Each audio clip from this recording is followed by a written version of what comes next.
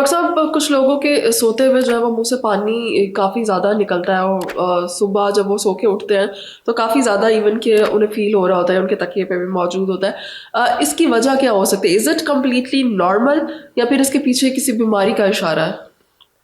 जी, बहुत शुक्रिया। देखें, जो मुंह से राल का टपकना है जिसको मेडिकली हम ड्रूलिंग ऑफ सलाइवा कहते हैं। हाँ। सलाइवा अगर आप देखें तो ये एक इंसान की जो निज़ाम हाजमा का एक इम्पॉर्टेंट कंपोनेंट है, जो अगर रूटीन में देखें तो एक नॉर्मल इंसान के अंदर तकरीबन 1 से 2 लीटर डेली प्रोड्यूस होता है। जो स्लाइवा। आपकी सलाइवा जो आपकी खुराक को हज़म करता है। ठीक है। खुराक को हज़म करने के साथ साथ ये जो ओरल कैविटी या मुंह के अंदर की हाइजीन है उसको बेहतर रखता है। उसके साथ साथ जो खुराक के अंदर ख़ास तौर पे चिकनाई वाला हिस्सा होता है उसकी डाइजेशन मुंह के अंदर ही इसकी जो है साथ मिक्सिंग की वजह से जल्दी स्टार्ट हो जाती है। इसी तरह मुंह के अंदर जो खुराक जब आप लेते हैं तो उसकी स्वेलिंग उसकी च्यूइंग को बेहतर करता है। जहाँ तक बात है कि ये क्यों होता है और इसकी जो रूटीन में है क्या ये नॉर्मल है या नहीं है, तो इसमें दोनों पॉसिबिलिटीज़ हैं।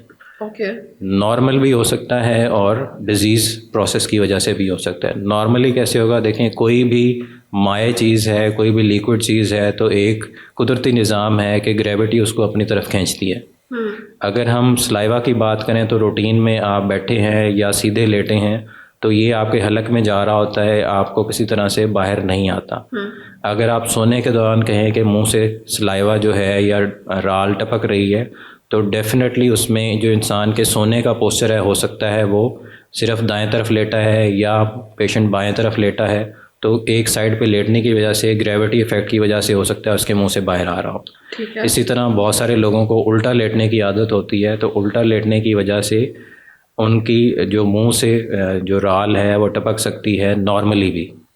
ओके। जहाँ पे हम बात करें कि ये एबनॉर्मल कब हो सकती है, तो उसमें कई मरीज़ जो हैं वो ऐसी दवाइयाँ ले रहे होते हैं जिनमें सलाइवा की प्रोडक्शन बढ़ जाती है। जिसमें कुछ अल्जाइमर डिज़ीज़ के मरीज़ हैं जिसमें अल्जाइमर्स की डिफरेंट जो है वो दवाइयाँ हैं जो जिनके साथ ये बढ़ जाती है। इसी तरह कुछ एंटीसाइकोटिक साइकेट्री की मेडिसिन है जिसके साथ ये बढ़ जाती है। इसी तरह अगर हम बाकी बात करें तो कुछ जो है डिजीज़ न्यूरोलॉजिकल कंडीशंस हैं, ख़ास तौर पे जैसे स्ट्रोक का मरीज़ है, एक फालिज का मरीज़ है, उसमें हो सकता है कि उसकी जो सेरिब्रल पाल्सी है या उसकी जो नर्व की इन्वॉल्वमेंट है उसकी वजह से ये जो ऊपर वाले मसल्स हैं उनका स्पैज़म हो और इसकी वजह से उसकी राहत ठीक टपके। है।